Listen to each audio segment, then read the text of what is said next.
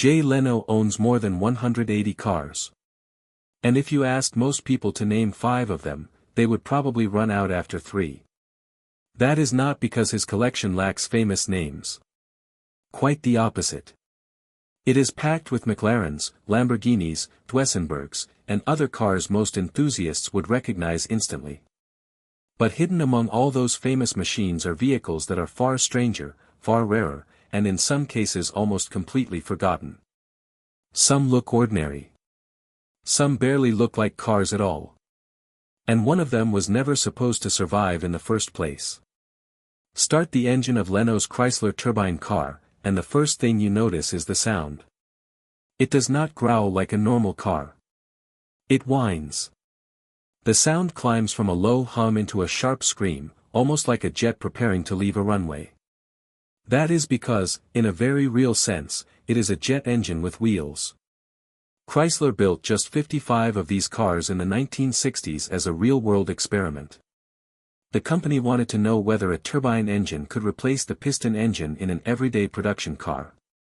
So instead of keeping the cars locked away in a laboratory, Chrysler gave them to ordinary American families and watched what happened. But what those families discovered was only the beginning of the story. The turbine cars were surprisingly easy to operate. The engine could run on diesel, kerosene, and even tequila. Chrysler loaned the cars to roughly 200 families between 1963 and 1966, allowing regular people to drive a jet-powered car to work, to the store, and around their neighborhoods. And the response was generally positive. People liked how smooth the cars felt. They liked the futuristic design. They liked telling their neighbors that their family car had a turbine engine. Yet despite all that attention, Chrysler eventually destroyed 46 of the 55 cars. Only 9 survived, and just 5 are still known to run and drive today. Why would a company destroy something that looked so promising? Part of the answer was money. The bodies were built in Turin, Italy, by the coach builder Ghia, and Chrysler faced steep import duties. More importantly, the turbine technology simply did not make financial sense for mass production. The engines were expensive, thirsty, and difficult to justify against conventional engines. The dream quietly died. But one teenager who saw the car at the 1964 World's Fair never forgot it. That teenager was Jay Leno. Years later, Leno finally bought a turbine car of his own. The design came from Elwood Engel, the body was hand-built by Ghia, and the engine was an engineering experiment unlike anything most drivers had ever experienced. For years, Leno drove his car regularly. Then disaster struck. The aircraft-grade turbine seized, turning one of the rarest running cars in America into an extremely expensive paperweight. And because almost nothing was left in the parts pipeline, repairing it was not as simple as ordering a replacement component. Leno needed help from the people who understood the engine in the first place. That search eventually led to Williams International, the company founded by the engineer connected to the original turbine program. Its head, Greg Williams, helped assemble a team of roughly 60 people, including veterans of the original project, to bring the engine back to life. Think about that for a moment. Decades after Chrysler abandoned the idea, dozens of engineers had to come together just to make one surviving engine run again. At idle, the turbine spins around 22,000 revolutions per minute. Under load, it can pass 44,000. Temperatures can rise beyond 1,300 degrees. This is not simply an old car being restored. It is a piece of automotive history that should have disappeared long ago. But the turbine car is at least famous among serious Leno fans. The next car is much easier to miss. Imagine an ordinary 1980s Ford Festiva. Small. Cheap-looking. Forgettable. The kind of car you might see in a parking lot and never think about again. Now imagine taking that little economy car and turning it into something that could embarrass serious sports cars. That was the idea behind the Ford Shogun. Chuck Beck and Rick Titus were the men behind it. Beck already had a background around Ford GT40 racing and had even built a motorcycle powered by a Lamborghini V12. Titus was a racing driver who had recently driven a Ford RS 200, one of the most outrageous rally cars of its era. After that experience, he started wondering why America did not have an equally wild machine of its own. So the two men came up with a ridiculous solution. Take the tiny Festiva and completely change what it was. The factory engine was removed. In its place went a 220 horsepower Yamaha-built V6 from the Ford Taurus SHO. But they did not simply drop it into the front. The engine was mounted behind the front seats, sending power to the rear wheels. Suddenly, the little front-wheel drive economy car had become a mid-engine rear-wheel drive weapon. And somehow, from the outside, it still looked almost exactly like a Festiva. That was the entire trick. But could anyone actually be convinced to pay serious money for something that looked like a cheap commuter? Beck and Titus originally planned to build as many as 250 Shoguns through their company, Special Editions. They imagined a boutique American exotic that could deliver serious performance while wearing the disguise of a grocery getter. The problem was the price.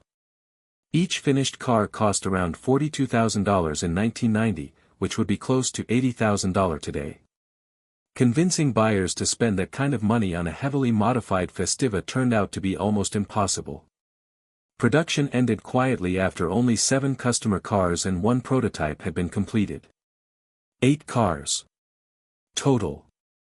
Leno owns chassis number 3, and he bought it new. The car weighs barely a ton and can reach 60 miles per hour in roughly 4.6 seconds. It can run the quarter mile in under 13 seconds. Those numbers were enough to challenge a stock Porsche 911 from the same era, even though the Shogun cost thousands less. Leno later added his own nitrous system, making the little monster even quicker. Somehow, it still had air conditioning. It still had leather racing seats. It even had a Momo steering wheel. Everything about the car feels like a joke until you press the throttle. Then the joke is over. That is what makes the Shogun such a perfect sleeper. It does not need a dramatic body kit. It does not need a famous badge. It simply looks like the last car in the world that could be fast. And that raises another question. What happens when the vehicle does not even try to look like a normal car? For that, you have to look at the machines created by Randy Grubb. Grubb builds vehicles that sit somewhere between transportation and sculpture, and his decopods may be the clearest example. His relationship with Leno goes back more than a decade, beginning when Leno bought Grubb's outrageous Blastoline Special, the machine Leno famously nicknamed the tank car. But Grubb did not want his next creation to simply repeat the same idea. Instead, he started with something much smaller and much more ordinary. The base vehicles were Piaggio scooters, including a 2-wheeled Fly and a 3-wheeled MP3.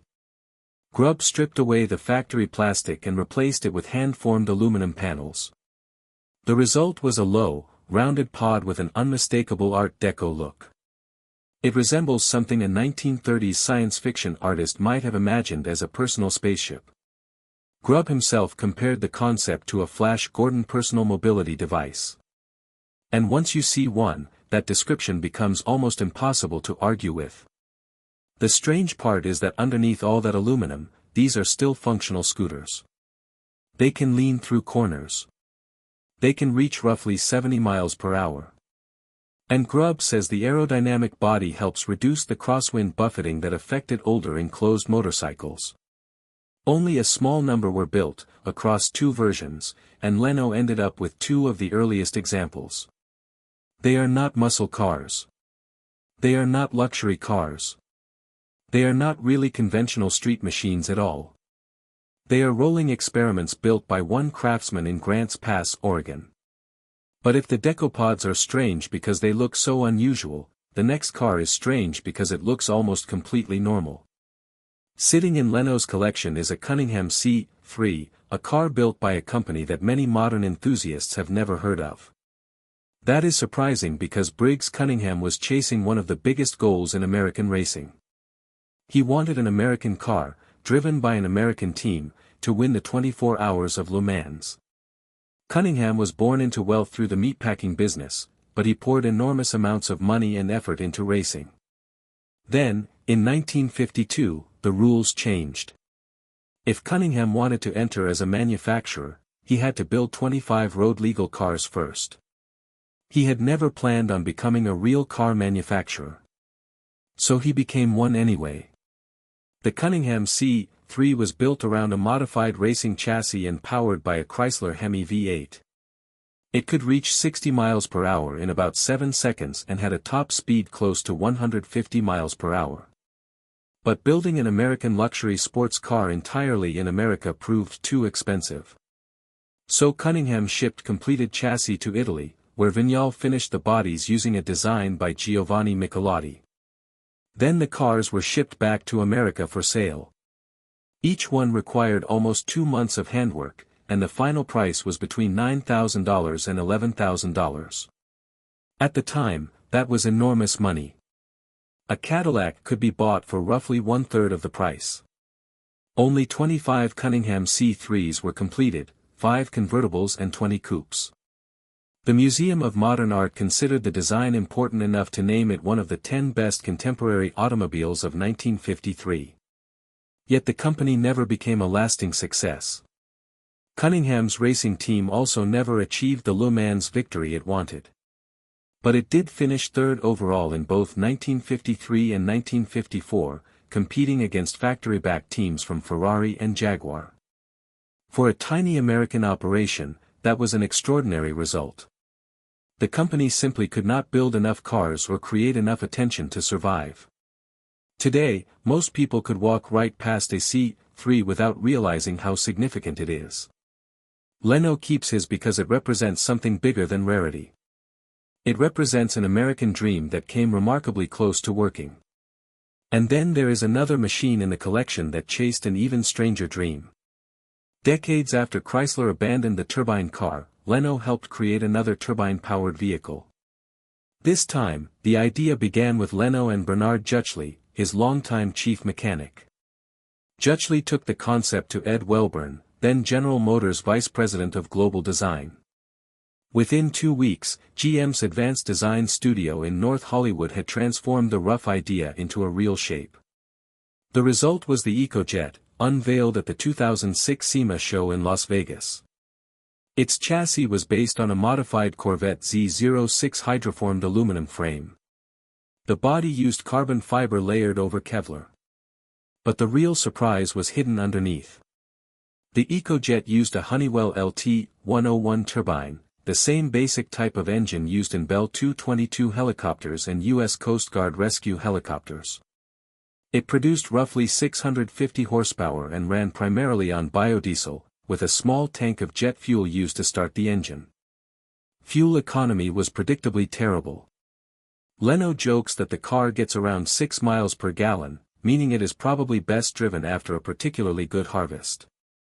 On paper, it could theoretically approach 245 miles per hour.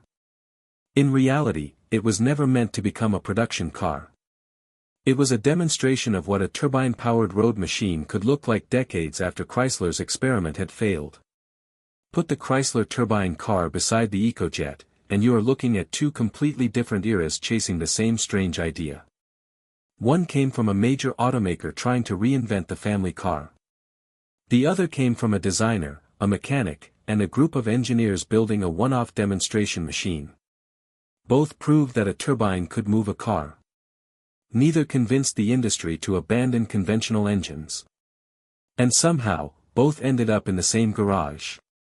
But turbines are not the only extinct technology in Leno's collection. Some of the badges on the cars have disappeared too. Take the Wills St. Clair. Its founder, C. Harold Wills, was not an unknown outsider. He had been one of Henry Ford's earliest employees.